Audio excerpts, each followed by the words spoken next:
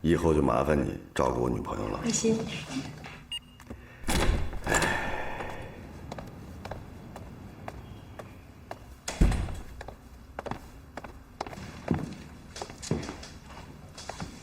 哎，你怎么进来的？何总，你男朋友人真好，谢谢啊。客气。女朋友丢了，我想着到这儿来找找。你别在外面胡说八道啊！我在上海有个会，上午没事，我想着过来陪陪你。没吃早饭呢，想吃点什么？我第一次到这儿来，你怎么着也得尽点地主之谊，请我上去坐坐吧。正好我给你做早餐，好不好？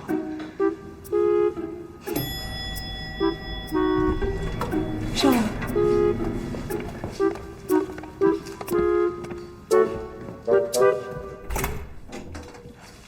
进来吧。哦。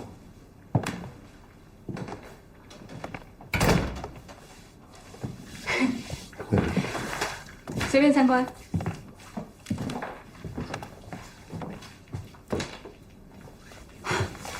我平时喜欢看些书而已。好习惯。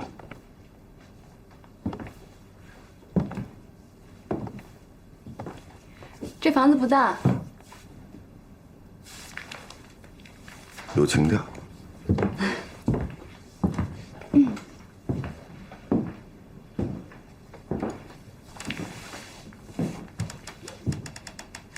你要喝水吗？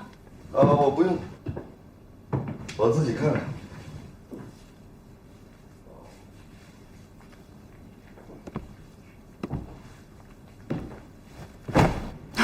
还不错哦，家居的整体风格我喜欢，只不过是摆放的位置我不太满意。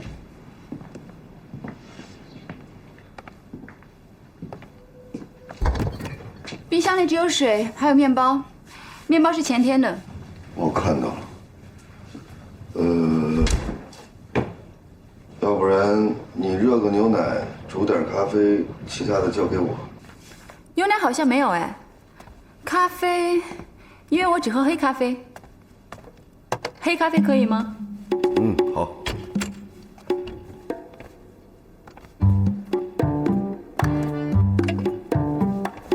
哦呀，你真的会做早餐啊？说什么呢？说什么呢？哼，我早就跟你讲过，我是苦出身。我爸妈狠心到我去美国上学，临上飞机之前才在我兜里头揣了$1000，好在学费寄给我，其他完全自理，所以才练就了一身本领。可是在美国，吃牛奶面包比做饭要便宜啊。跟你略有不同，我习惯了吃香的喝辣的，纯粹的中国胃，哪受得了天天啃面包啊？只不过回国之后确实没怎么做过，手艺生疏，您将就着。你的手艺可别还不如我这个新手啊！开玩笑，为我心爱的女人做早餐，责无旁贷。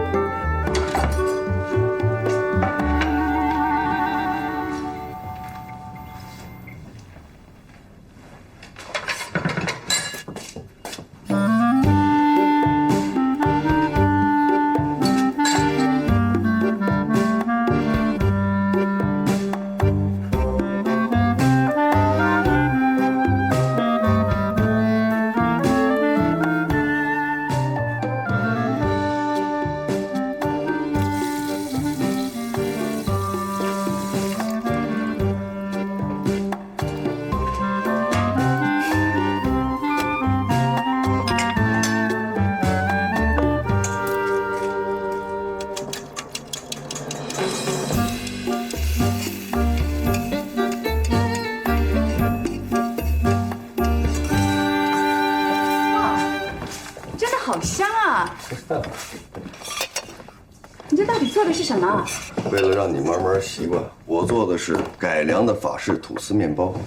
把这面包啊放在这个掺有蔬菜丁、肉丁的鸡蛋液里头一炸就好了。那么简单？放点这个。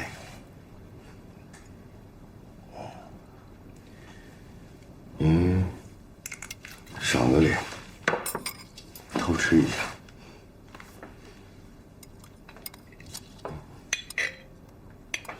谢谢。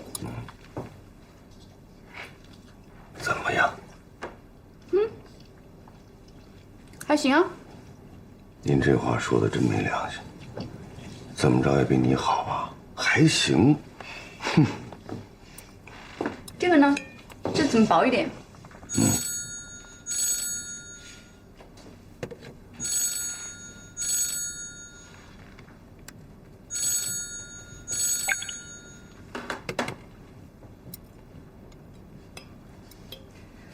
这又是一种做法吗？那就是摊鸡蛋。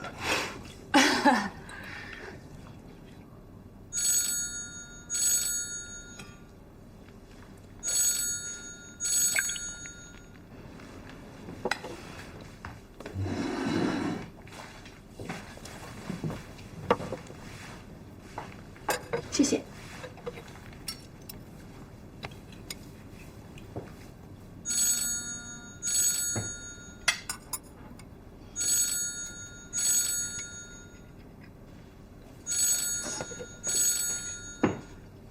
挺讨厌啊。要不然我找他谈谈。你和他谈什么？别想歪了，不是我前男友。那谁？忽然有个人冒出来，说他是我的父亲，应该就是他。不过我不想认。勒索？没有，他过得很好，只是因为报应，膝下无子，所以想做我的便宜爸爸。跟吃饭的时候不聊不开心的事儿，真的觉得还不错啊。真的还不错。那以后我天天给你做怎么样？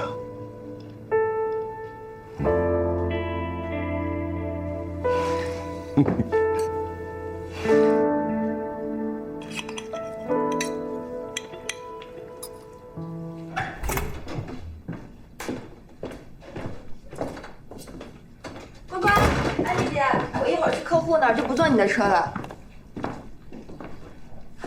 包总，之前你们在南通见过的。包总好。再次见面很高兴。我是安迪的男朋友。你别听他瞎说，没有的事。没瞎说，现在不是，以后肯定会是。包总，大家好，我们之前见过。现在我在追求安迪，以后我们会经常见面，请多指教。魏总，包总，再次见面很高兴。我家里的事儿，多亏你了。安迪交代的事儿，我得办。刚才他说的每一句话都不是真的，是他自己开玩笑的。OK，我上班，我先走了。都是实话。拜拜。请你以后不要再瞎说了。没有一个字儿是瞎说。你干嘛掐我呀？刚才不掐你掐谁呀？你个笨蛋！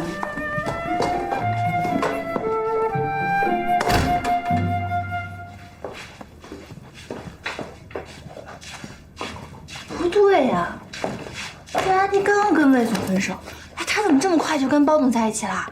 我刚开始失恋的时候，我还好一阵子缓不过来呢。安迪这也太快了吧！他跟魏总已经分手了。安迪是成年人，他做任何决定都是正常的。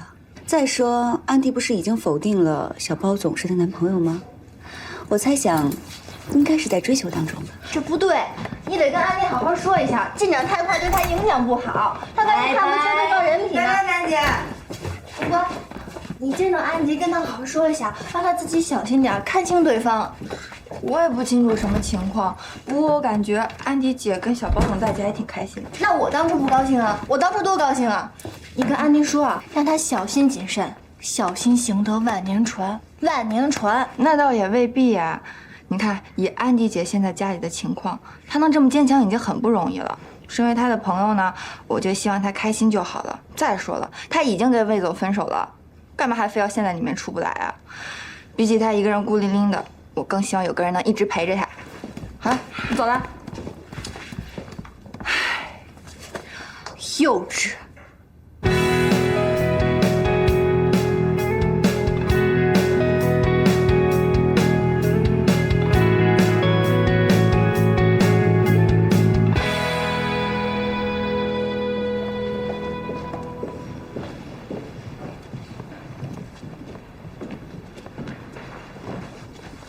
安迪，我打死你！你干嘛？放开我！我打死你这个狐狸精！放开！放开我！你是谁？我是魏国强的老婆。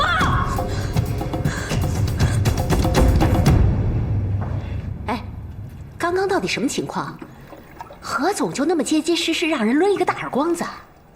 我听说刚才那女人是魏国强的老婆。魏国强，这魏国强可不是普通人啊！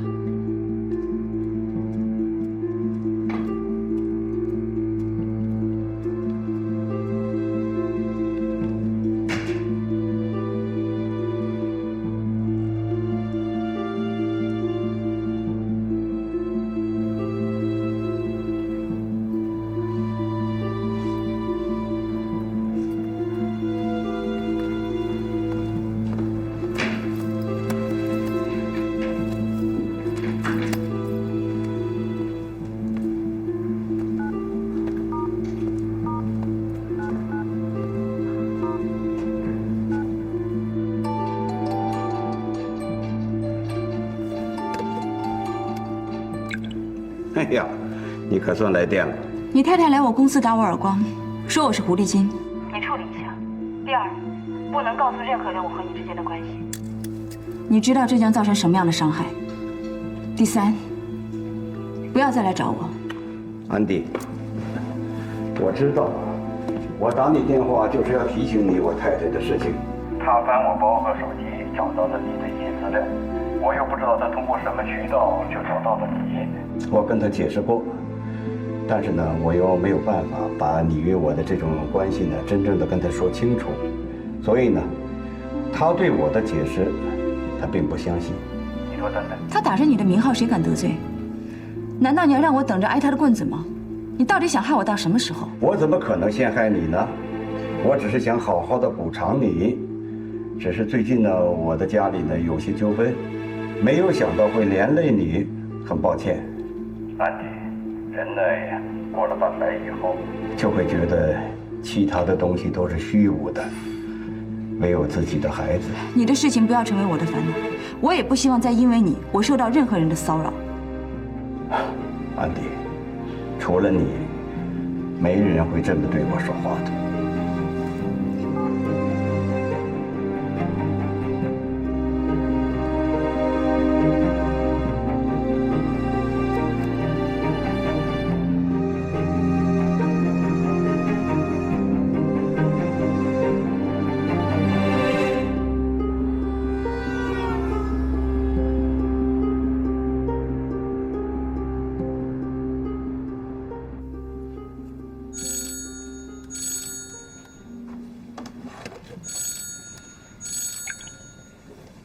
哎，老谭，听说魏国强的太太找上门来了，还打了你一巴掌。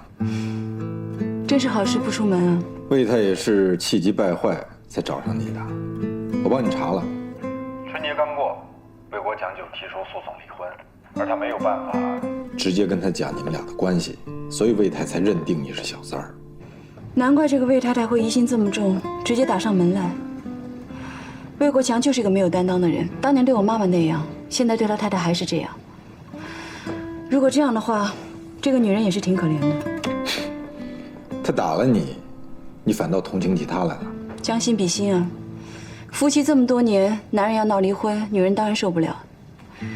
如果这个女人心理素质差的话，说不定会被魏国强逼得像我妈一样发疯。所以说，女人呀，时代发展这么多年，却依然只有忍和闹两条路可以走，好像没有男人活不下去一样，真是唏嘘。所以说啊，你是个奇女子，从生活到心理从来不依赖任何人。我最欣赏的就是你这一点。别给我戴高帽子了。下次这个魏太太再来的时候，麻烦你让保安拦住一下，我不想再被打第2次了。放心吧。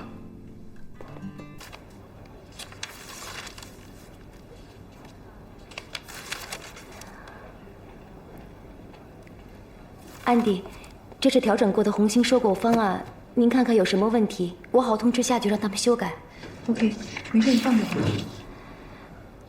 安迪，上次那个女的又来了，就是自称魏国强老婆的那个，现在在公司门口坐着呢。保安呢？她没哭没闹没动武，保安也没有理由轰她，你看该怎么办？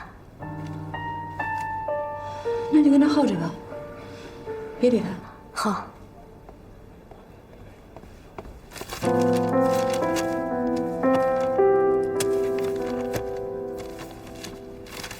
安迪，走。我们跟红星集团又进行了新一轮的沟通，那对方的话现在又提出了新的条件，我已经整理出来了。什么条件？你念一下。第一条，共同投资人的投资额、投资方式及经营期限，鉴于甲乙双方已经成功签署承包经营上海乌鲁木齐路480号1号。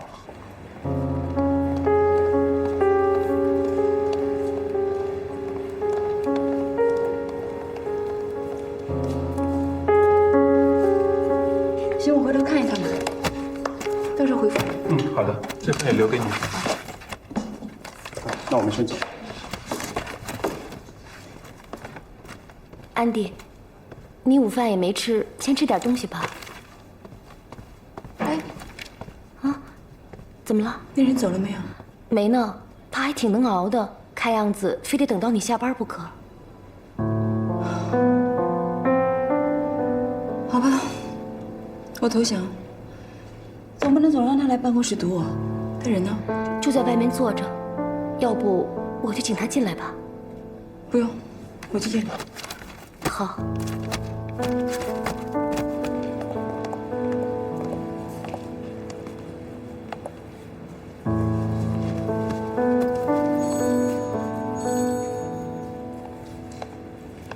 哟，亲爱的，在哪儿呢？在办公室，怎么了？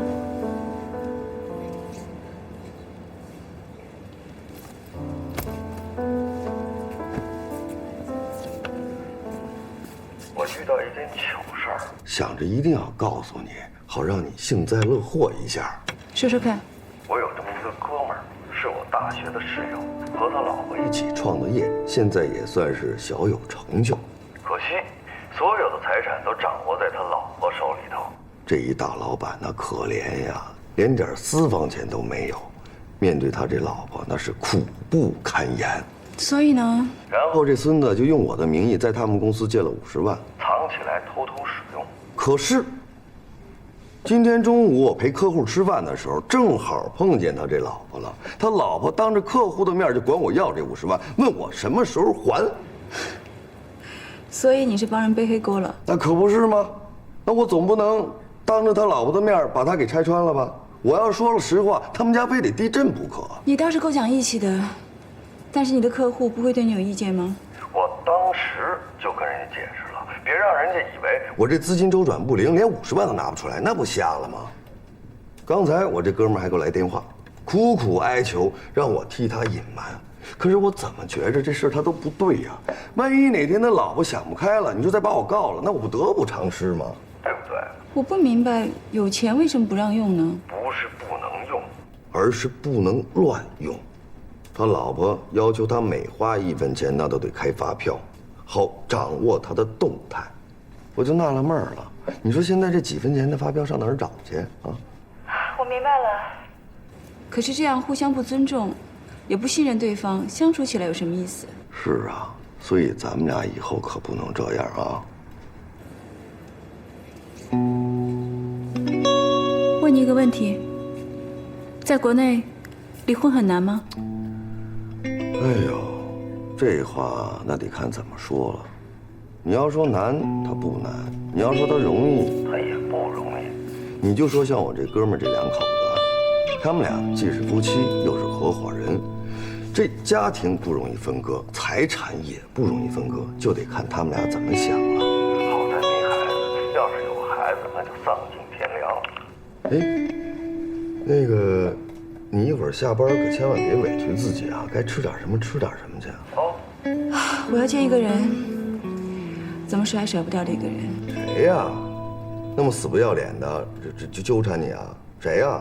不是，不过除了你，还真没见过这么死皮赖脸的人。不跟你说了，拜拜。哎。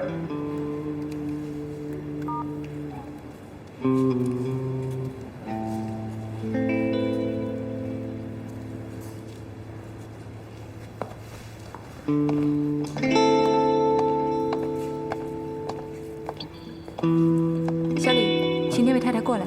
好。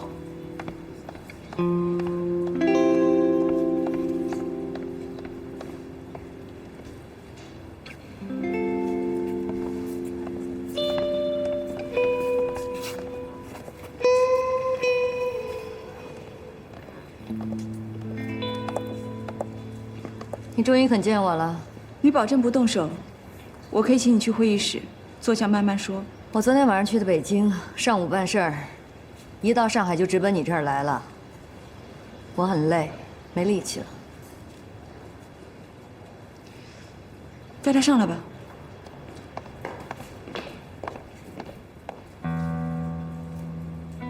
我今天上午在法院做调解。你知道协议离婚和诉讼离婚的区别吗？我对婚姻法没有研究。那你可以回去好好研究一下。魏国强从一开始就没准备跟我协议，上来直奔诉讼。今天去法院就是为了这事儿。要怎么说你才相信？你们离婚与我无关。他要把老头子的全部财产给你，你让我怎么相信你啊？你们就是存了心要把我净身出户，然后拿着老头子的全部财产过你们俩的快活日子。我身家够用，我不需要做什么狐狸精。你当我白痴啊？我傻啊？你们之间要是没有什么暧昧关系，凭什么魏国强那么殷勤的让何英礼写遗书，要把遗产全部给你啊？空口无凭，我已经申请你和何云礼做 DNA 比对，鉴定遗书中所谓的你们之间的血亲关系。你明天跟我去北京，别想拿一张公证遗书就剥夺我的财产。我知道我说什么你都不会信。既然你那么有本事，你可以去查我的收入，国内国外的请便。至于有些人打着我的旗号行离婚侵吞财产之实，我不配合。这样的表述可以吗？你少来这一套吧。何云礼是大画家，身家丰厚，这一点作为遗产当事人你不会不知道。老头子当年孤身一个人被我们收留几十年了，现在突然冒出来一个年轻美女，说是他的血亲，要拿走他的全部财产，骗鬼呢！你就是要拿走他的全部财产，和魏国强双宿双飞。我不会让你们得逞的。